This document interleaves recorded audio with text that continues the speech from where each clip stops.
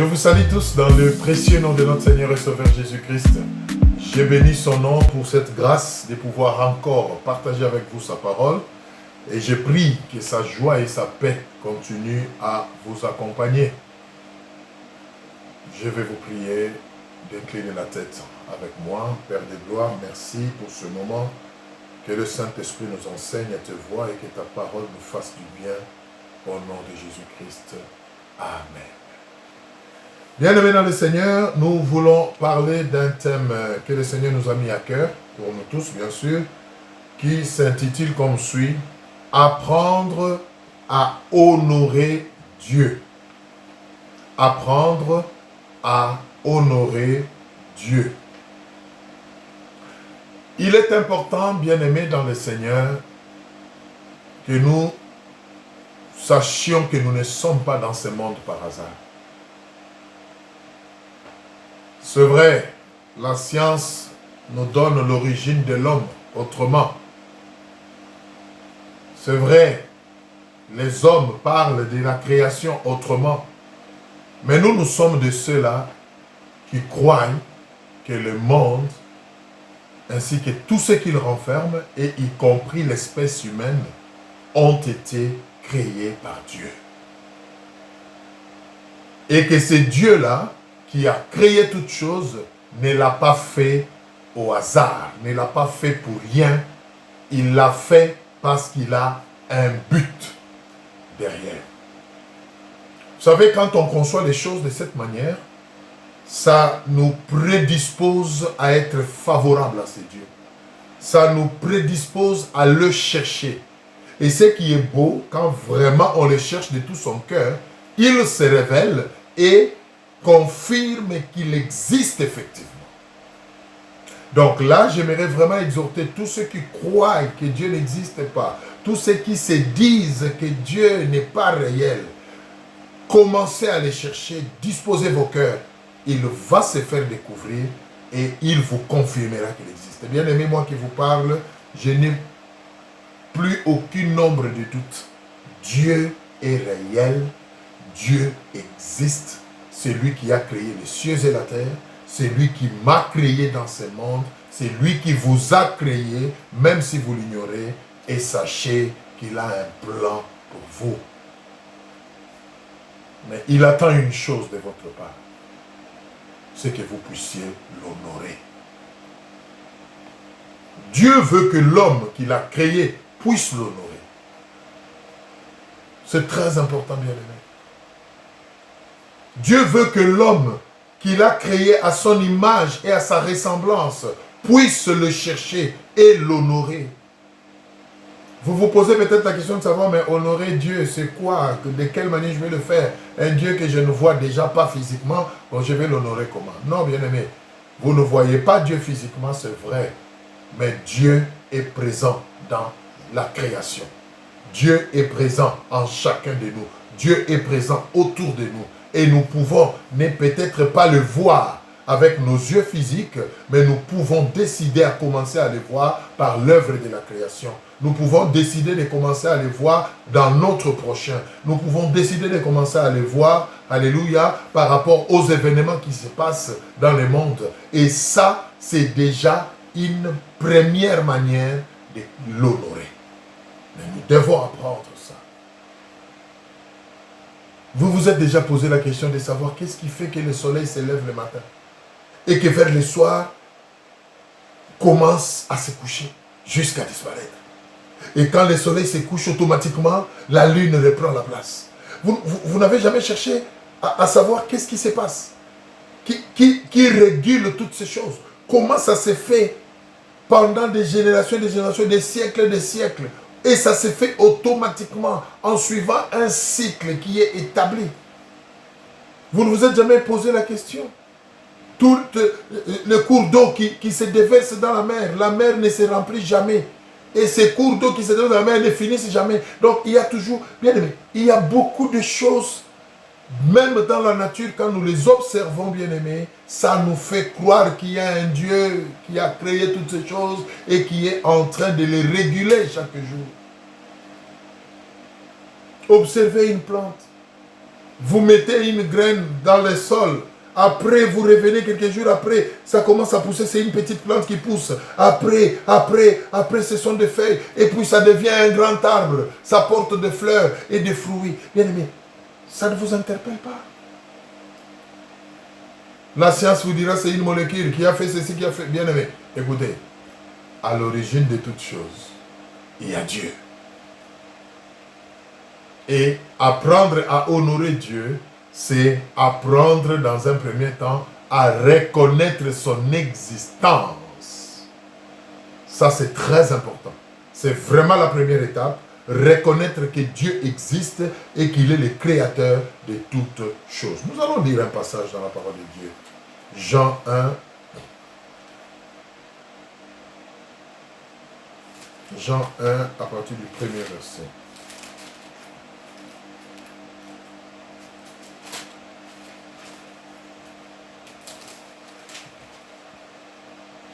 Jean 1, la Bible dit, au commencement était la parole, et la parole était avec Dieu, et la parole était Dieu. Elle était au commencement avec Dieu. Toutes choses ont été faites par elle, et rien de ce qui a été fait n'a été fait sans elle. En elle était la vie, et la vie était la lumière des hommes. La lumière, lui, dans les ténèbres, et les ténèbres ne l'ont pas connu. Ce qui nous intéresse ici, c'est qu'au commencement était Dieu. Allons dans Genèse. Genèse, c'est le début de la Bible. Allons dans Genèse 1. Allons lire Genèse 1. Genèse 1, le premier verset au troisième. Au commencement, Dieu créa les cieux et la terre. La terre était informe et vide. Il y avait des ténèbres à la surface de l'abîme et l'Esprit de Dieu se mouvait au-dessus des eaux. Dieu dit que la lumière soit et la lumière fit. La lumière fut, pardon. Dieu dit que la lumière soit et la lumière fut. Bien-aimé, honorer Dieu, c'est commencer par reconnaître son existence. Je vous l'ai dit, bien-aimé, Dieu existe. Et tous ceux qui le cherchent, les trouvent. Et quand on les trouve, on commence à matérialiser son existence par des faits concrets. Nous ne le voyons peut-être pas physiquement, mais nous pouvons le sentir, nous pouvons le voir au travers de ses œuvres, au travers des choses qu'il accomplit dans notre vie de chaque jour, bien-aimé. Donc, honorer Dieu, nous retenons ici, bien-aimé, c'est d'abord et avant tout reconnaître son existence. Et quand cette étape est révolue, quand cette étape est acquise, nous passons à une autre étape d'honorer Dieu. C'est quoi? C'est tout simplement répondre aux besoins de Dieu. Honorer Dieu, c'est reconnaître son existence. Et quand cela est fait, c'est répondre aux besoins de Dieu et être disponible pour lui. Ah, deux choses. Reconnaître le besoin de Dieu. Mais ça vous étonne, mais Dieu aussi a des besoins. Mais finalement, oui, Dieu a des besoins. Dieu a des besoins. Et parmi les raisons pour lesquelles il nous a créés, c'est pour que nous puissions découvrir ce besoin et être disponibles à les satisfaire. C'est-à-dire à être des instruments entre ses mains pour que ce besoin soit satisfait. C'est très important. Donc, apprendre à honorer Dieu, c'est reconnaître son existence dans un premier temps, et puis ensuite, c'est ce que nous venons de dire tout à l'heure, donc, reconnaître le besoin de Dieu et être disponible pour lui. Nous allons prendre un passage. 1 Samuel 2, nous allons lire le 30e verset. 1 Samuel 2, alors, 1 Samuel 1 Samuel 2, je vous laisse trouver, verset 30. 1 Samuel 2, verset 30. Écoutez ce que la Bible dit. C'est pourquoi, voici ce que dit l'Éternel, le Dieu d'Israël. J'avais déclaré que ta maison et la maison de ton père marcheraient devant moi à perpétuité. Et maintenant, dit l'Éternel, loin de moi, car j'honorerai celui qui m'honore, mais ceux qui me méprisent seront méprisés. Alléluia. J'honorerai ceux qui m'honorent. Bien-aimés, apprenez à honorer Dieu, c'est-à-dire à reconnaître ce besoin et à être disponible entre ses mains, alors lui aussi à son tour va vous honorer. Mais si vous n'honorez pas Dieu, ne vous attendez pas à ce que lui puisse vous honorer. Et là, j'ouvre une parenthèse. Souvent, nous sommes, même nous qui prétendons être enfants de Dieu ou serviteurs de Dieu, nous sommes des fraudeurs, des malhonnêtes. Nous remplissons des églises. Nous prions jour et nuit. Nous faisons beaucoup de choses pour que Dieu puisse nous honorer. Mais alors que nous, en retour, nous ne l'honorons pas. Dieu est clair dans sa parole. Il dit, j'ai juré qu'il y aura toujours ma gloire. Alléluia, même dans ta postérité. Mais sachez que je n'honore que celui qui m'honore. Commence par apprendre à honorer Dieu.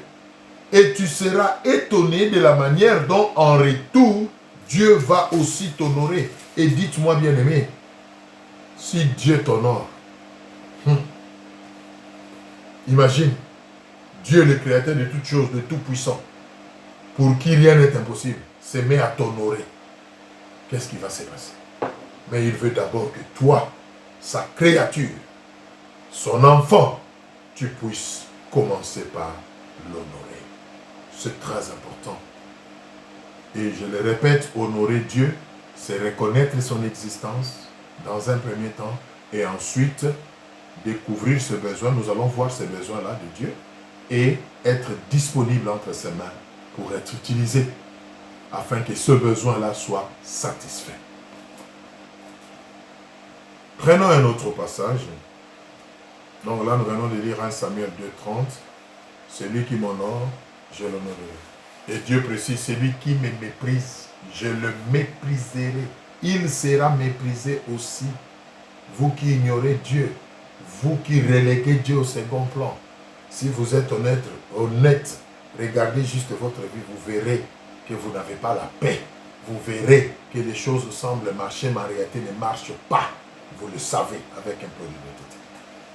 C'est écrit. On ne peut pas mépriser Dieu, on ne peut pas ignorer Dieu sans en payer le prix. C'est écrit, bien-aimé. Apprenez à honorer Dieu. Prenons un autre passage.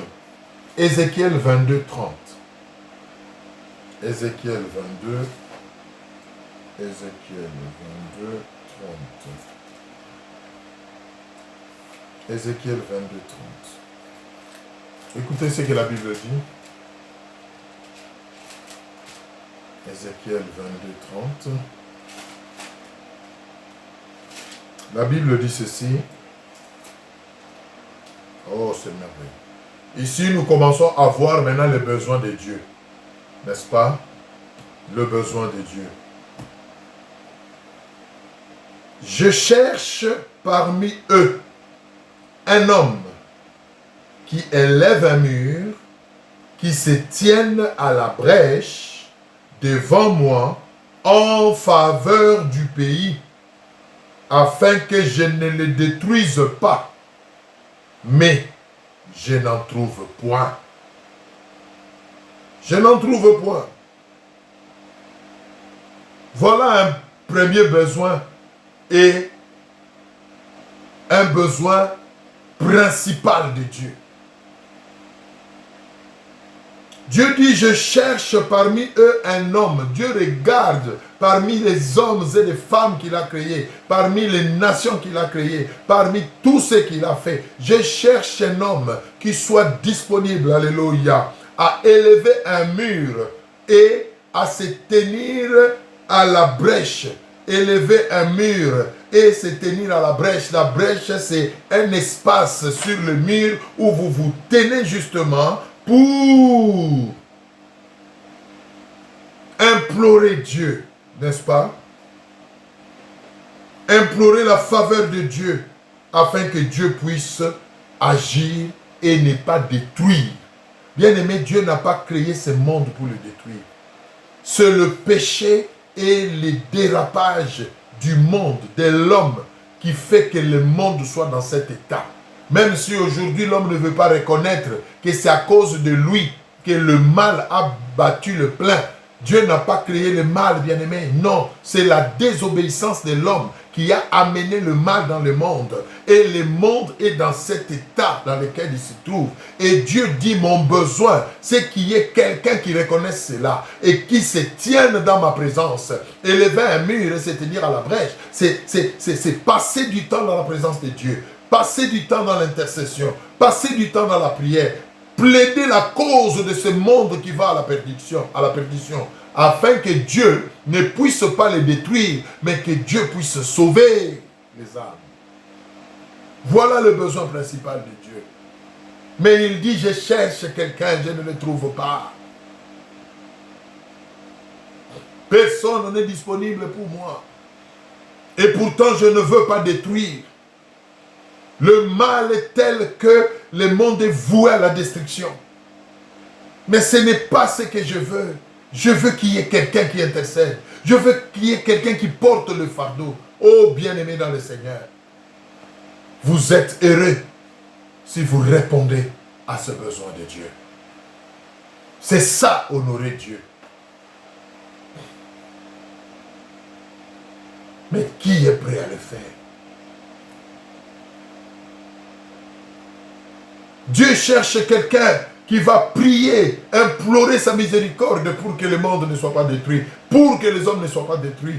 Dieu cherche quelqu'un qui va être un témoin pour lui, afin de dire aux hommes, arrêtez de faire le mal, faites le bien et la grâce de Dieu reviendra sur vous. Dieu veut qu'il y ait quelqu'un qui se tienne devant lui, afin que par lui, il puisse répandre son amour dans le monde.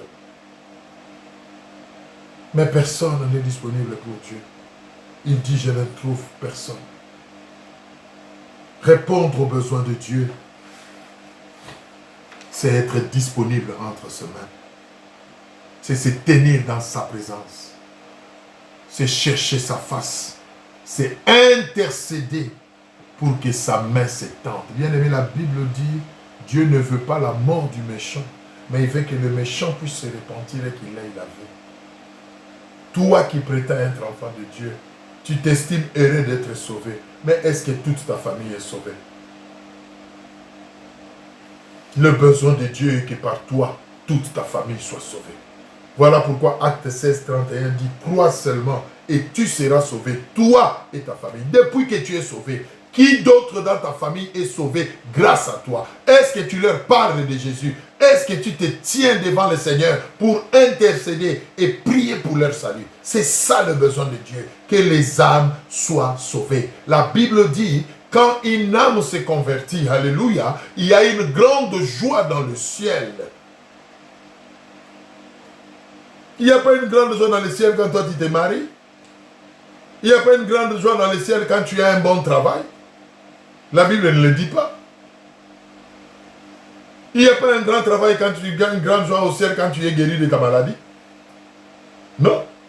Mais la Bible précise qu'il y a une grande joie au ciel quand une âme est sauvée. C'est-à-dire quand une âme, alléluia, sort de la perdition pour le salut éternel. Et Dieu cherche quelqu'un qui peut être disposé, alléluia, afin qu'il étende sa main. Bien-aimé, lève-toi pour ta famille. Lève-toi pour ta maison. Est-ce que ton mari croit en Dieu? Est-ce qu'il est sauvé? Est-ce que tes enfants croient en Dieu? Lève-toi. Est-ce que tes collègues de service croient en Dieu? Est-ce qu'au travail, là où tu es, Tu parles même de Dieu, ou tu te tais et tu fais semblant. Tu te confonds dans la foule. Le besoin de Dieu. Le besoin de Dieu. Le besoin principal de Dieu, c'est qu'il y ait un homme qui l'intercède. C'est qu'il y ait un homme qui porte le fardeau des âmes, afin que lui puisse les toucher et les sauver. Alléluia. C'est très important, bien-aimé. Disponibilise-toi pour Dieu. Dieu nous donne 24 heures par jour. Dispose une portion de temps pour lui. Où tu pleures pour ta famille, où tu pleures pour les occultistes, où tu pries pour les impudiques, où tu pries pour tous ceux-là qui sont dans l'incrédulité. Seigneur, sauve-le. Dieu veut qu'il y ait quelqu'un qui plaide, qui prie, afin que lui étende sa main. Prenez un autre passage. Ésaïe 6:8. Ésaïe 6:8. Ésaïe 6:8.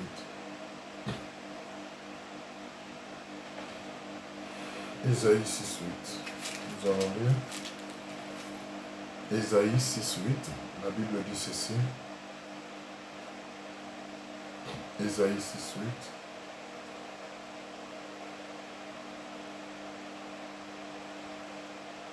J'entendis la voix du Seigneur disant: qui enverrai-je et qui marchera pour nous? Qui enverrai-je et qui marchera pour nous? Verset 9. J'ai répondu, mais voici, envoie-moi. Il dit alors, va et dis à ces peuples. Vous entendrez et vous ne comprendrez point, vous verrez et vous pouvez lire la suite. J'entendis la voix de Dieu qui dit, qui enverrai-je? Bien aimé, Dieu veut t'envoyer. Dieu veut que tu sois son ambassadeur.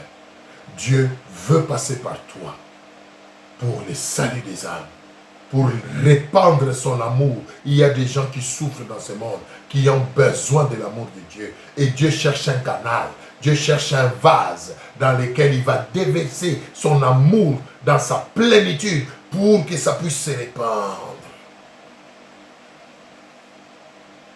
Qui enverrai-je? Honorer Dieu, c'est dire, mais voici, envoie-moi Seigneur. Oh, je prie que quelqu'un fasse cette prière aujourd'hui. Dire à Dieu, mais voici, je suis là. Apprends-moi à t'honorer. Utilise-moi pour ta gloire. Que ce soit dans mon travail, que ce soit dans mes études, que ce soit dans mon métier, que ce soit dans ma famille. Seigneur, mais voici, envoie-moi. Envoie-moi. Envoie-moi. Les besoins de Dieu sont énormes, bien-aimés. Et à chaque personne, il a donné des capacités pour lui être utile. Bien-aimés, ne vous sous-estimez pas. Ne vous dites pas, mais moi, dans quelle mesure je peux être utile? D'ailleurs, je n'ai pas beaucoup étudié. Ou d'ailleurs, je ne représente rien. Ou d'ailleurs, je ne suis pas pasteur. Bien-aimés, Dieu ne cherche pas des pasteurs. Dieu ne cherche pas des évangélistes. Dieu cherche un homme disponible. Un homme disponible, c'est tout ce qu'il cherche. Et il peut t'utiliser dans tous les domaines possibles, pourvu que tu touches les hommes, que tu répandes son amour, que tu sois le témoin de son existence. C'est tout ce que Dieu cherche. Et en chacun de nous, Dieu a donné des capacités pour lui être utile d'une manière ou d'une autre. Ce qu'il attend de nous seulement, c'est de répondre à cette invitation. C'est d'être disponible pour l'honorer. C'est très important, bien-aimé.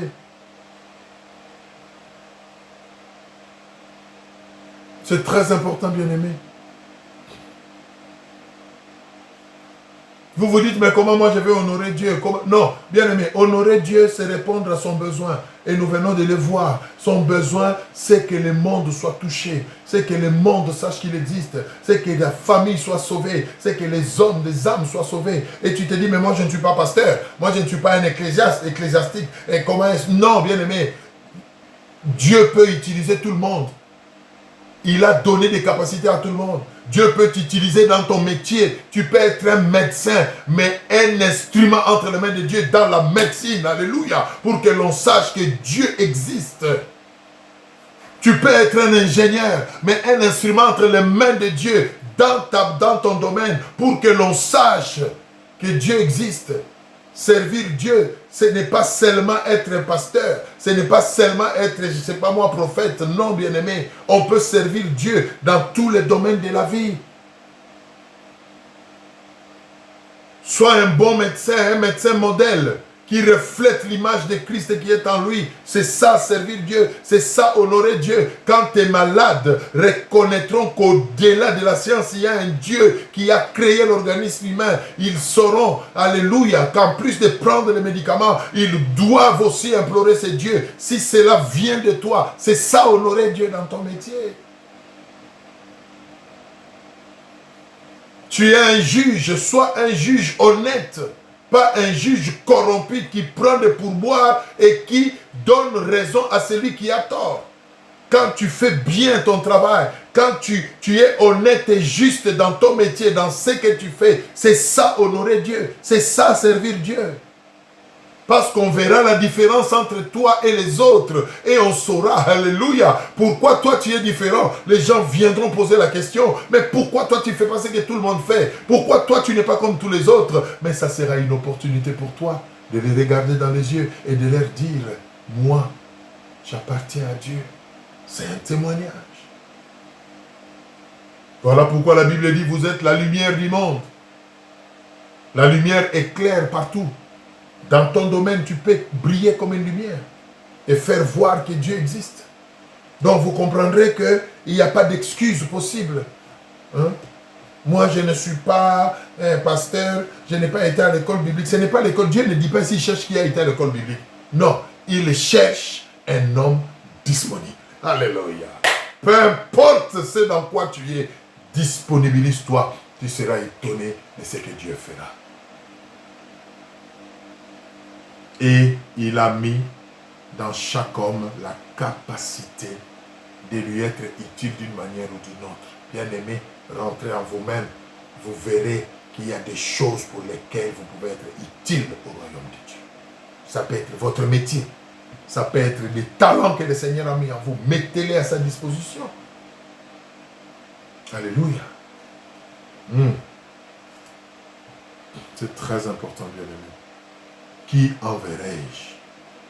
Qui enverrai-je? Exode 25.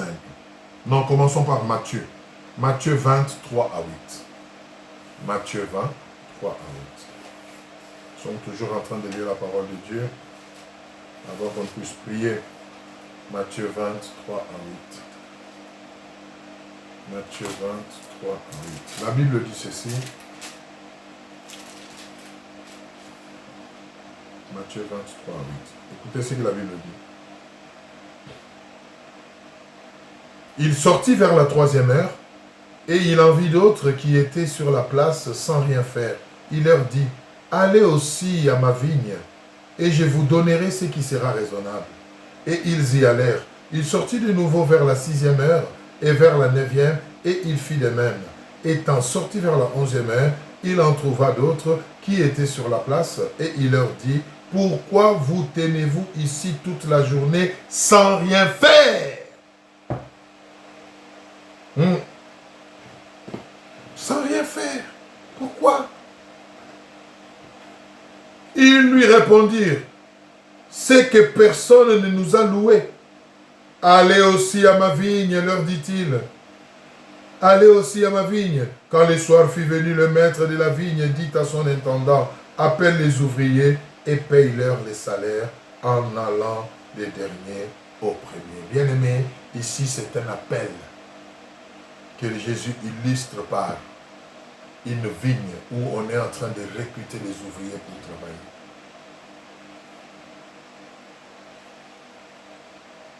La moisson est grande.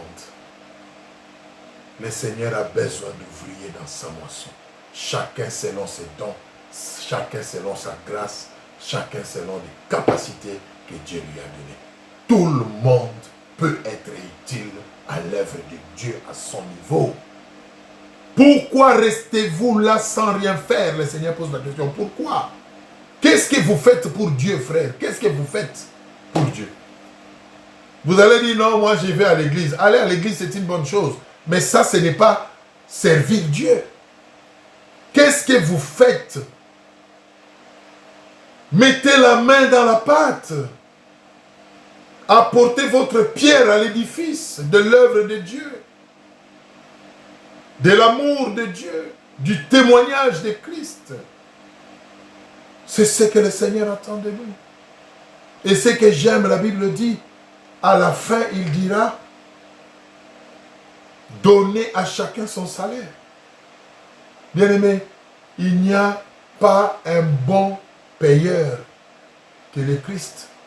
Il n'y a pas meilleur employeur que le Christ, bien-aimé. Il le dit dans sa parole, l'ouvrier mérite son salaire. Il va vous payer, pas les hommes, lui, parce qu'il vous connaît mieux, il connaît vos besoins. Le Seigneur va s'occuper de vous. Quand vous le servez, quand vous l'honorez, quand vous vous investissez pour lui, quand vous vous disponibilisez pour lui, quand vous vous mettez, alléluia, entre ses mains comme instrument bien-aimé, le Seigneur se souvient de vous. Le Seigneur se souvient pas seulement de vous. Ce qui est intéressant, c'est qu'il s'occupe aussi de votre famille. Il s'occupe, la Bible dit, même de votre postérité après vous. Oh, que Dieu nous aide à comprendre ces choses et à apprendre à l'honorer, à le servir. C'est très important. C'est très important, bien-aimé. Lorsque nous servons Dieu, c'est-à-dire nous l'honorons, le ciel s'ouvre et Dieu nous visite en nous bénissant par rapport à nos besoins, à nous. Et on peut servir Dieu de plusieurs manières. Même par le témoignage. Juste la qualité de vie que vous menez. Ça peut honorer Dieu. C'est aussi une façon de le servir. Juste la qualité de vie que vous menez. Juste cette vie de crainte de Dieu, d'obéissance, de sanctification. Juste cet amour que vous témoignez aux autres. Juste cette douceur, cette tendresse que vous avez vis-à-vis des autres bien-aimés. Ça honore Dieu. C'est une manière de le servir. Et Dieu dit en échange, moi, je veux m'occuper de vous. Alléluia. Souvenez-vous, nous avons lu au début. C'est lui qui m'honore, je l'honorerai aussi. Mais celui qui me méprise, je veux aussi le mépriser. Sers Dieu bien-aimé. Honore-le. Sois disponible pour Dieu. Il s'occupera de toi. La Bible dit, fais de l'Éternel tes délices. Et il te donnera ce que ton cœur désire. Faire de l'Éternel ses délices, c'est l'honorer. Honorer Dieu, c'est le servir. Servir Dieu, c'est être disponible entre ses mains. C'est témoigner de lui. C'est répandre son amour. C'est vivre une vie qui reflète le royaume des cieux. C'est ça, bien-aimé. Et la Bible dit, quand vous le faites, le Seigneur se souvient de vous. Prenons notre dernier passage pour terminer avant de prier. Exode 25, 23. Exode 25, 23. Exode 25. Nous allons prendre Exode 25, 1 à 3 et puis 23. Exode 25, on va terminer par là. Exode 25. Exode 25. Je vous laisse trouver, Exode 25. Hop.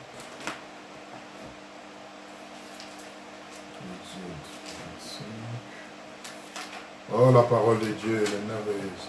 Alors, Exode 25. Nous lisons 1 à 3. Qu'est-ce que la Bible dit?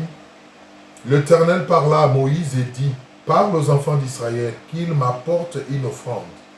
Vous la recevrez pour moi de tout homme qui la fera de bon cœur. Voici ce que je recevrai d'eux en offrande, de l'or, de l'argent et de l'airain. peut s'arrêter là. Allons maintenant au verset 23. Toujours Exode 25. Verset 23. La Bible dit ceci.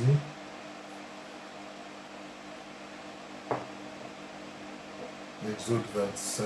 Qu'est-ce que j'ai dit? Exode 23, pardon.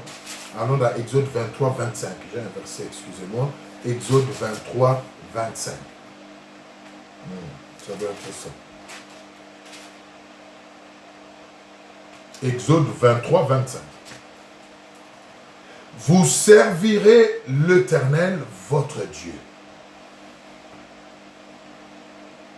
En d'autres termes, vous pouvez dire, vous honorerez l'Éternel, votre Dieu, et il bénira votre pain et vos eaux, et j'éloignerai la maladie du milieu de toi. Il n'y aura dans ton pays ni femme qui avorte, ni femme stérile. Je remplirai le nombre de tes jours. Alléluia.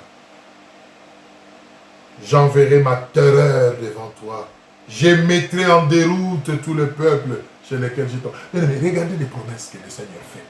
Quand nous honorons Dieu, quand nous le servons, Dieu nous prend totalement en charge. Il dit qu'il va s'occuper de notre pain, il va s'occuper de notre eau, c'est-à-dire la bénédiction matérielle, la nourriture, les vêtements, tout ce dont on a besoin. Il dit qu'il va nous guérir de maladies. Il va même guérir notre pays, bien-aimé. Il va même préserver nos familles. Bien-aimé, il y a beaucoup d'avantages. Nous avons tout à gagner à honorer Dieu, à servir Dieu, bien-aimé. Oh, je prie qu'aujourd'hui, tu prennes la décision de faire quelque chose pour Dieu. Ne fût-ce que de le témoigner. Prends la décision de commencer à vivre pour lui. Prends la décision de commencer à refléter, de devenir une adresse de Dieu. C'est-à-dire quand le monde cherche Dieu, qu'il le voie au travers de toi. Quand les hommes cherchent Dieu, qu'ils le voient au travers de la qualité de vie que toi tu mènes. Que les gens voient la différence et s'interrogent. Et quand ils viennent vers toi, tu sois en mesure de leur dire, c'est ce Dieu-là que j'honore. Alléluia.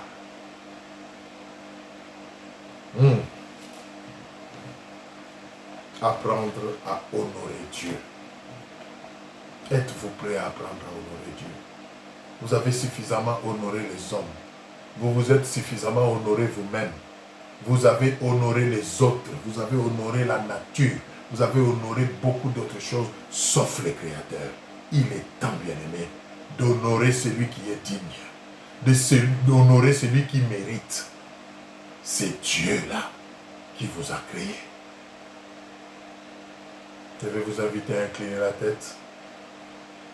Je prie vraiment que le Saint-Esprit conduise chacun selon qu'il a compris quelque chose pendant ce message. Vous allez peut-être prendre la décision aujourd'hui d'arrêter de vivre cette vie abominable que vous vivez, cette vie de débauche, cette vie de péché. Ça, ce n'est pas honorer Dieu, vous le déshonorez. Et nous avons vu celui qui déshonore Dieu, Dieu va le déshonorer aussi. Honorez Dieu, répentez-vous, abandonnez toutes ces mauvaises voies. Revenez à lui, aimez la prière, aimez sa parole, témoignez de lui. Manifestez l'amour de Dieu, la grâce, le pardon, la miséricorde, l'humilité, bien-aimé. C'est ça, honorer Dieu. Nous allons prier que le Seigneur nous aide. Oh Père, je te bénis pour tous ceux qui écoutent ce message. Je te prie pour tout un chacun de nous, Seigneur. Aide-nous à t'honorer. Apprends-nous, Seigneur, à nous dépouiller de ce monde, à nous dépouiller de cette vieille nature, oh Dieu, afin de venir à toi et de te servir. Nous voulons être des instruments entre tes mains. Nous voulons parler de ton amour. Nous voulons manifester ta grâce dans les nations, dans le monde. Nous voulons que le monde te voie au travers de nous, Seigneur. Fais de nous des étoiles qui brillent. Fais de nous la lumière qui éclaire, Seigneur, afin que là où même, oh Dieu, ton nom est calomnié, qu'on puisse voir notre lumière et reconnaître que tu es Dieu. Aide mon frère, aide ma sœur, tous ceux-là qui ont pris cette décision de commencer à t'honorer à partir d'aujourd'hui, que le Saint-Esprit les aide, que le Saint-Esprit les accompagne et les rende capables de cela, au nom puissant de Jésus-Christ. Amen. Voilà, bien-aimés, que le Seigneur vous bénisse. Continuez vraiment à prier dans ce sens et le Saint-Esprit qui accomplit les desseins de Dieu dans la vie de tout un chacun de nous va certainement le faire. Soyez bénis et je vous dis à une prochaine fois.